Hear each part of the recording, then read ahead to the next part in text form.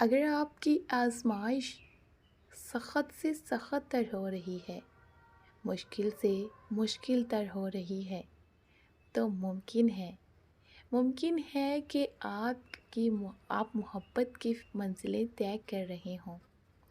ممکن ہے آپ محبوب بندوں کی فہرست میں آنے لگے ہوں۔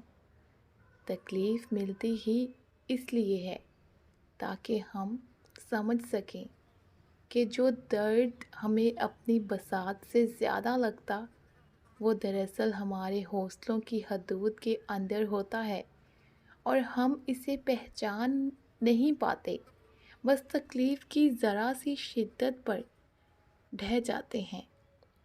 کیا لوگوں نے یہ سمجھ رکھا ہے کہ وہ صرف یہ کہہ دینے سے چھوڑ دیے جائیں گے کہ ہم ایمان لائے اور انہیں آزمایا نہ جائے؟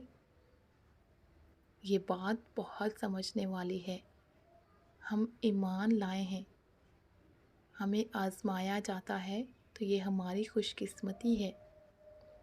ڈٹے رہیں، صبر کریں، بے شک میرا اللہ صبر کرنے والوں کے ساتھ ہوتا ہے ہمیشہ۔ اگر آپ کو چنا گیا ہے آزمائش کے لیے تو فخر کریں، خوش ہو جائیں کہ اللہ نے آپ کو چن لیا ہے۔ آپ نے ڈٹے رہنا ہے، صبر کرنا ہے، صبر کا پھل آپ کو ضرور ملے گا۔